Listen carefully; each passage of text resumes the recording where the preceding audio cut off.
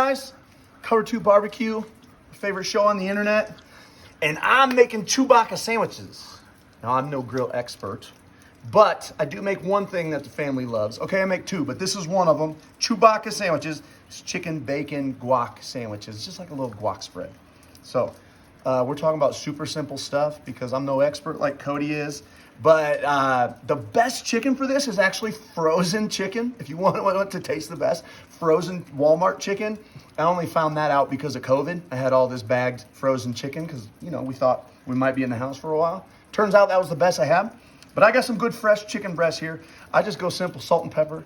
Gonna throw these on and slow cook them as much as I can. I'm a charcoal guy, but we're at a gorgeous house with this massive gas grill. So I'm sure I can make the best of this. Usually go off like indirect heat, about 30 minutes with the chicken. And then I also throw some bacon on. On my grill, I usually just throw the bacon on like in a ball. Like it's just like this ball of bacon and I kind of move it around and it just slow cooks. And then once it's starting to get a little brown, I start to, I'll throw my chicken on. So where did the inspiration for this come? The inspiration came from Red Robin. I was at Red Robin. They had a burger with this guac spread on it, and it was so good. I was like, I have to try this at home. Well, then I just thought, you know what? I'm gonna make it with chicken, and put it together the first time, and the whole family loved it so much that we're like, we have to keep making this. That's so great. This is like the go-to at home. We get to the point sometimes where we might make it like 3 times in a week. We're like, okay, we got to chill with the Chewbacca sandwiches for a month at least. Nice, I love it. We stole the Monterey chicken from Chili's. Yeah. So it's like barbecue chicken covered in bacon, covered in cheese with some diced tomato on it.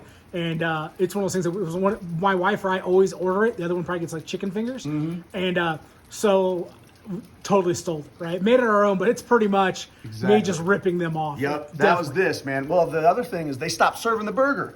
So we had to make it up, make something else up. And then the kicker, little brioche bun, butter it up and grill it. That's the coup de grace right there. So nice little simple afternoon cookout for any old normal guy like me that doesn't really know what they're doing on the grill. No, excited. Nate's in town shooting some stuff for his online clinic. I spoke, office coordinator spoke. I'm gonna introduce, my fellow Central Illinois guy to tri-tip. It's kind of a West Coast thing. We're gonna smoke it and sear it. Probably do some bacon wrapped asparagus. Gotta get our veggies in, but if you're gonna eat veggies, might as well have bacon with it. And then we're gonna do an apple crisp. It's another one of those recipes. This is with that Italian beef. It's one of those things I grew up with. It's a go-to. Of course, I had to make it my own. My mom gets a little upset that it's not like hers. We integrate a little more brown sugar, a little more cinnamon, a little bit of vanilla extract. We kind of heighten it a little bit. So we're going to get cooking here. We're going to talk a little bit about the journey of Chiefpigskin. I think, side hustles or everyone's kind of seemed to has a side hustle or a side interest. But when you started Chiefpigskin, that wasn't the norm, right? Guys it wasn't side hustle. And so I'd love to hear about, a little bit about the journey of how, ups and downs and how the website and the idea, the concept, because to call it a website or a clinic is almost shortchanging it. You had to have some sort of concept about what Chiefpigskin was. And so we're gonna get to cooking, do some prepping. We'll come back. We'll talk a little bit about the journey that is Chiefpigskin, maybe where you see it going, where it's been, what you thought made you have growth, where you thought would take off that didn't, and we'll get into this food. All right, guys, I've got my grill grate set up. I've got the pellets inside the grates for smoke. I've got the tri-tip on. Got the asparagus and bacon. We got Nate's bacon mess over here getting going. Getting pretty excited. It's hard not to have a nice day when this is the view. Talking a little ball. It's a great day to be in Park City. Nate's going to start building his guac spread. Oh. His inspired guac spread. Yes. Yeah. Got my chef knife. He's got me a little worried. Pretty simple. An avocado, some mayo. Mix it to your liking. You like mayo? Use more mayo. You don't like mayo? Use less mayo. And then some garlic salt. Is the Albaugh family a spicy family? It depends on per person. The boys in the family, yes. The girls, not so much. Not so much. There's like no spice to this dish. Okay. Because my thoughts, I would put some hot sauce or some cayenne on it. But we're definitely a house divided. as well. So this is just the spread. See, the chicken, it's a chicken bacon sandwich, and then just like this nice little spread that adds a nice little kick, a nice touch to the sandwich. So honestly, you can do what you want. I just like going garlic salt, mayo, and avocado, and mix this up until it's a nice spread. And some people will go light on the spread, some will go heavy, like me, heavy. And it's just a nice touch on the sandwich, man, especially with that grilled bun. A little butter and grill, just grill it up almost like a grilled cheese. It's so good. Awesome.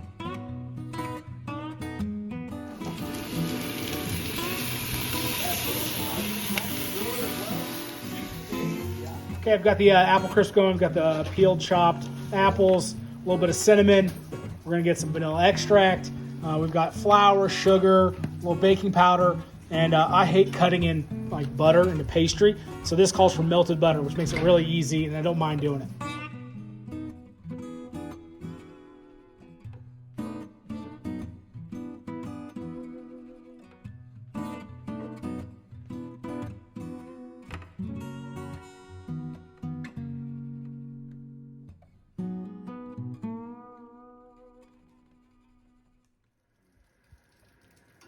Yeah, those are going on here, so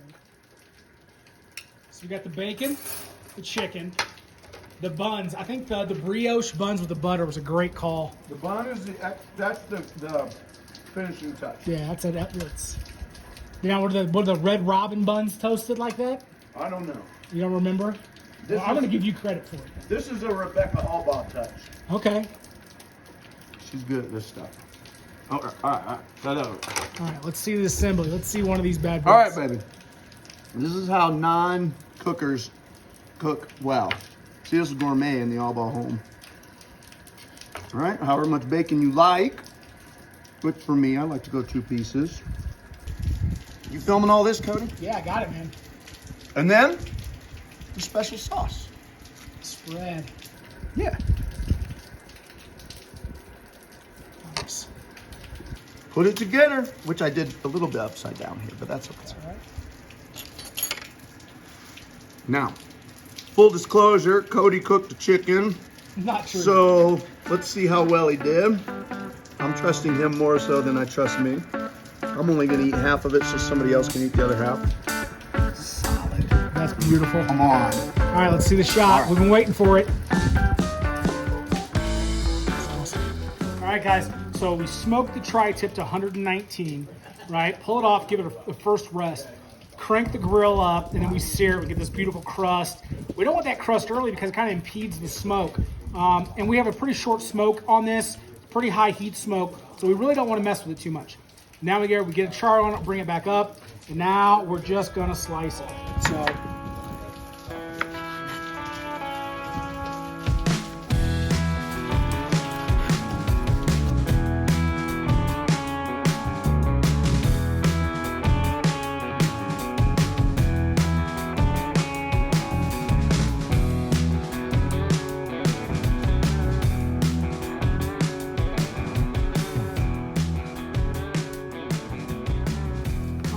So got it sliced up. We're gonna start eating. Got a little tomato relish, onion, olive oil, vinegar, a little salt, a little pepper. We're gonna dig in. All right, so we're finishing up a little dessert here, apple crisp. We got our tri-tip, our asparagus with the bacon wrap. It's always a good sign when there's nothing left. The Chewbacca sandwiches did not survive, which I can tell you they were dynamite. So yeah, we got our relish. We got a little mustard aioli. We're cooked. We're eating. We want to talk a little bit about Chiefpigskin, right? I think you've spoke enough about you, and you've documented your coaching, your stops in Milford and Alton and back, and it's just Champion Central. Like, so a lot of the guys are familiar with your coaching story, and truthfully, like I said earlier, the side gig, wasn't a thing when you started Chiefpigskin over a decade ago, right? Mm-hmm. And so in a lot of ways there was a few early things, and out there for resource-wise. But when you first started, what was your vision? And I'm sure it's changed almost daily for a decade. But when you first started, what were you trying to do? What was the thoughts? I mean, the only thought was that I needed to learn more. That was the first thing, because I had bought 3 videos from Championship Productions, which was $120, which for 28-year-old Nate was a lot, right? And I needed to know more. I thought, okay, I got to keep going. So I just started traveling and interviewing guys and posting it online. Which, if you think about it, in 2008, I mean, YouTube was new, right? So it was. So I didn't really have a plan. You know, besides, I got to learn more, so I'm going to document it and put it online, and maybe that could become something. And that's kind of just been the whole story. And at this point now, it went from could it become something to, okay, I have to design it so that I can keep doing it to at least support itself. And then beyond that, you go, okay, because at one point I even quit teaching to do it. Right. I quickly actually realized, I want to teach. I want to keep teaching. Okay. So how do I set this up so I can keep doing it, but keep teaching and coaching, which to me is what I actually do as a profession, in my opinion, right? Yeah. So how do I balance all those things? And then that's where we've gotten where we are today. So at this point, it's 1 road trip a month. How do I balance it so I can keep doing it, right? And still be a good dad and still be a good coach and be there for the community, all those things. 1 road trip a month, and then I try to take like 2 really big ones a year now. Okay. And I think I've finally set something up that I can sustain. No, that's great. So as it's developed and changed, and as you've made those choices, what's the thing that you thought? Hindsight being 2020, you can be a little. What's something you did that maybe didn't work, that you thought had good intentions for, or whatever, and then something that maybe like that this was a good idea, like this commitment. This is I need to double down here. Well, I think at first probably thinking that I would get sponsors was not a good idea. Number one, as soon as you get sponsors, you're not working for yourself anymore. Right. And I hated that feeling. And I thought, if I'm a one-man production crew, I have a choice here. I can be good at producing, or I can be good at making money. I didn't feel like I could be good at both. You know what I mean? Yeah. And I don't have any budget to be able to put in it to hire someone to do one or the other. Although I just need to keep creating a good product. And I think that eventually, and again, I look at this as like a retirement thing for me. So like 20 years away, can this be something, right? So this has never been a make this happen now type thing, right? Like I'm going to have vacation homes now type thing. This is like, Right. If I stay at this and build a quality product, I think it will be worth building. And that in 20 years, that now it's something successful. But until then, it simply really serves one main purpose. I get a huge amount of football education out of it, which is what I want, and I get life out of it. Okay. Right? Like trips like this. This is life. This is an incredible. When I'm at work on a Friday morning doing supervision, and it's what are you doing this weekend? I'm going to Salt Lake City. Yeah. That's not your normal teacher life, right? It's not the life I grew up with as a child of a teacher. So I get life out of it. Going live, I could be having a rotten day, and I go live on YouTube, and 30 minutes later, I feel like a different person, just because you're talking about what you're passionate about. So those are the things I get out of it, and I can get those 2 things out of it, and it doesn't need to make me much money. Right. So at the moment, it makes money to keep sustaining itself. Okay. So I'm happy. Right? Yeah, and I hear legacy. Right, like we always want to make a bigger impact, right? And you're like, I'd much rather make an impact, help the coaching community, get to do all these amazing things, connect with people, and if their money comes along, the money comes along. Yeah. No, I think that's great. So because everyone like this, like my cover to a barbecue thing, right? Like, yeah, I've drawn inspiration from other people that go live and do these great things, and so for me, it's like. And I'm very open about being crummy at making money, right? Like, I'd much rather find a reason to cook out and eat with some friends. Mm-hmm. And by the way, hey, let's talk ball, right? So, I always, some of the best stuff we do, we never catch on camera, right? Just the camaraderie building. Yeah. Kind of chewing the fat. But that's what I'm hoping. Like, so like when I look at what you've done and how it's morphed. And people kind of ask me, hey, what's your goals for this? And that's the same thing. I'm like, I don't know. I like doing it. Yeah. It gives me a great reason to cook and hang out and break bread with a coach and hear stories. Plus, it's nice, like going live with you or different connections. Like,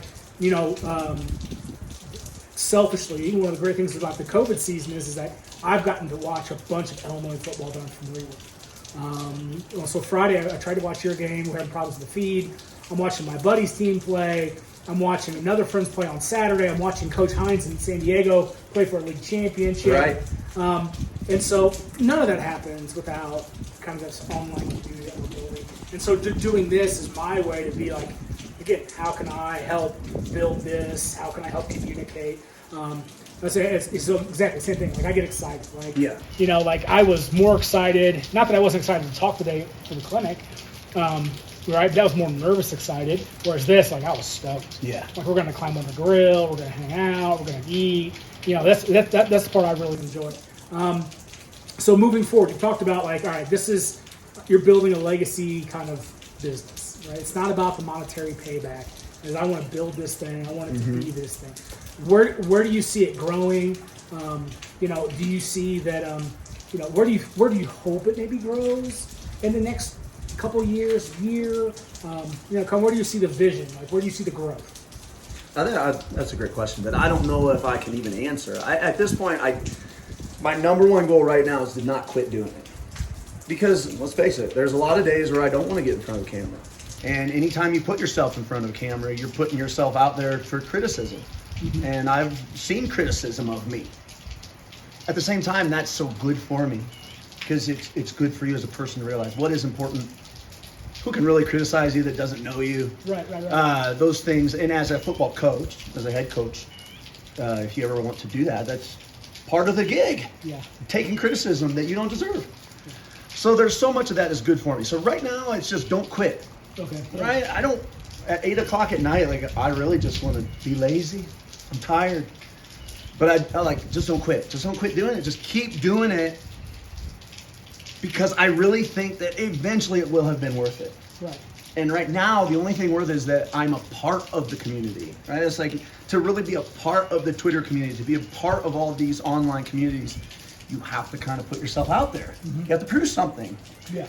And whether or not you're helping someone, you're just being a part of it. And you're letting someone get to know you, right? Yeah, definitely. And I get it why people could not like me, because I'm a totally normal human. Like there's some things I do that are fun and some things that I do that are really annoying. Yeah. Just ask my wife, right? Yeah. I mean, come on. Yeah. I'm a normal dude. But that's kind of been the whole mantra I've latched onto. I keep saying lowercase g. Like our mantra for Chiefpigskin is it's all about lowercase g's. Like that's the whole nation. We're all just normal dudes. Like some of our ideas are good and some of them suck. Yeah. And that's what it's all about. But we're all a part of it together. Like we all do this. Yeah, exactly. Yeah, and that's the the future piece, right? It's a tough question. It's a great question. I think that's something we have to think about, like to give ourselves those opportunities. But yeah, it's about that interaction. It's about I'm pretty fortunate. I've yet to. I'm not a big enough deal to have negative kind of stuff. Now, I often say there's not a lot of gray with me, right? People are typically black and white with me my whole life. Love me, hate me. I always say, take a bullet for me if you want to put one in me. Yeah. Right? So I'm used to that kind of polarization. But yeah, again, haven't got there yet. Also, like you said, do I value the person that's criticizing me? Right. Does it even really matter? Is it something that I put value in? So like I said, I hope to someday to be able to be a big enough deal to get some negative criticism or something, right? And yeah, man. So I want to say thanks everybody tuning in. Nate's got to get going. It's talking about I just want to keep doing it. I keep grinding. His work ethic is something that I think we should all kind of strive for.